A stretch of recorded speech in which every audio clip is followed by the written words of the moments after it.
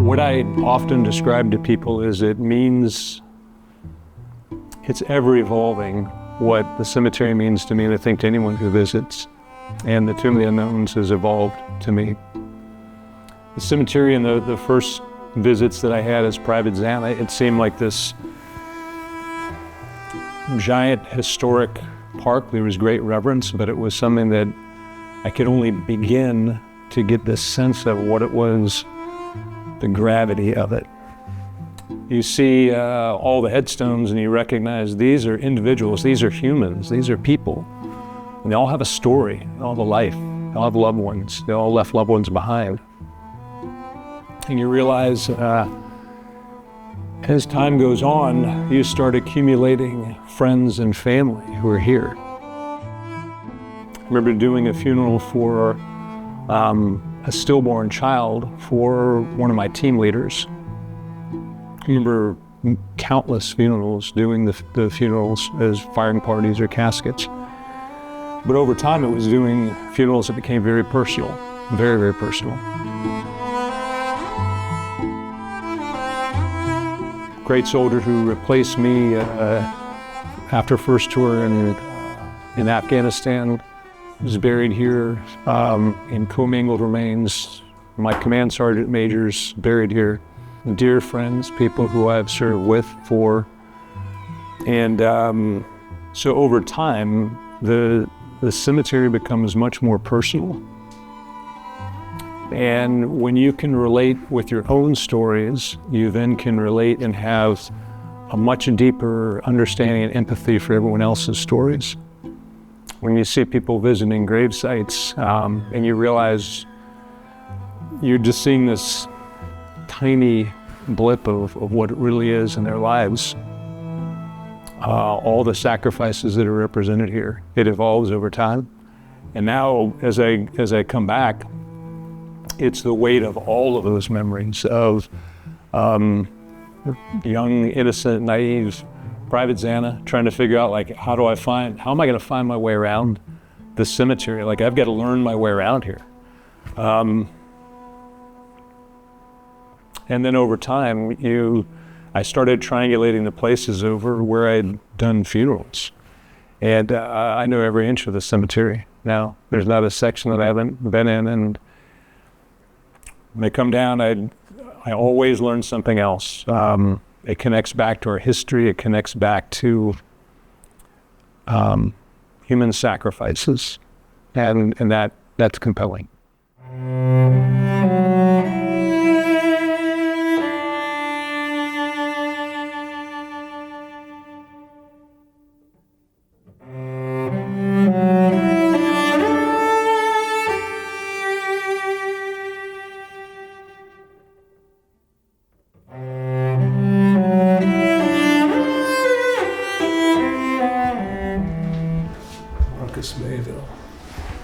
Higginbotham joined the National Guard.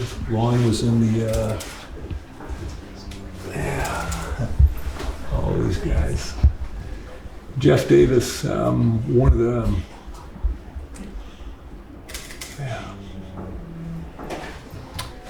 remarkable, died in a helicopter accident. Remarkable soldier, remarkable leader.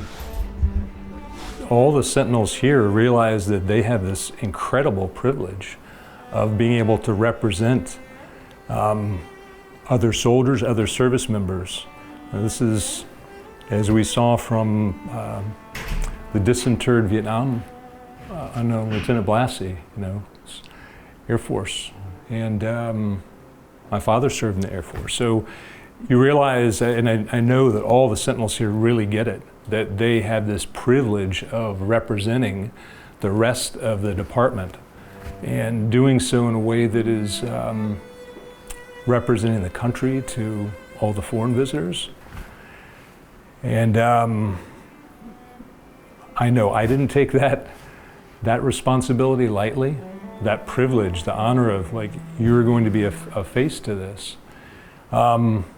And the irony that they're the face to this with the unknowns who have made the ultimate sacrifice, not just with their lives, but their very identity.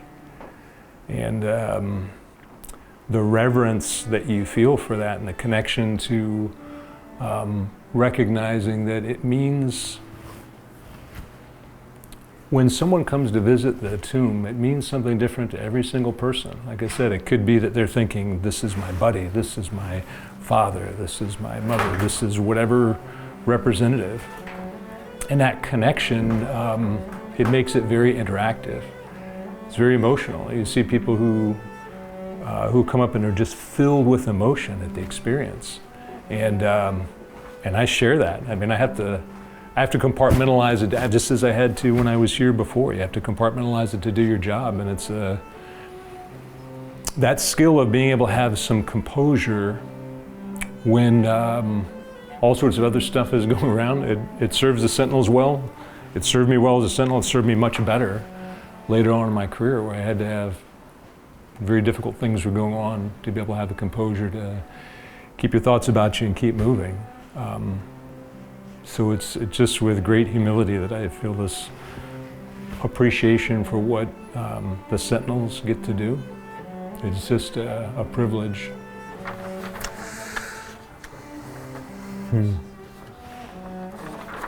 All these names. So Zana's last walk, 28 March, 91. At high noon.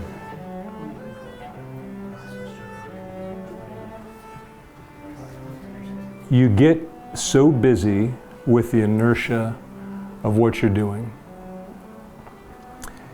You get wrapped up in compartmentalizing, like my next deployment, my next assignment, my responsibilities. I've got soldiers and service members to look after and missions to accomplish, and yet you come back down here for visits to the cemetery. And as I said to the team outside, I come here by myself and stand off on the side and no one knows. And it's a recharge for me. It's just this touchstone of coming back and feeling the connection. It's recharged me. It's given me strength. It's given me clarity. It's given me inspiration. It's given me resilience. There are ways that it has shaped me I would have never anticipated. I would have never anticipated. And it's only over time. As I look back that we're actually here, and then the Old Guard has been incredibly supportive, and the Tomb Guard, Second Relief have been incredibly supportive to give me this honor and privilege of having one more guard shift, and then to end my career at midnight. Again, it's this touchstone now. It's a transition period in my life, but it's this touchstone of feeling gratitude, being connected to something that's much bigger than me, much bigger than all of us. And that strikes a pretty deep bolt through me. As I take my last walk tonight, it is all about me being able to say thanks to the unknowns for the inspiration and the sacrifice.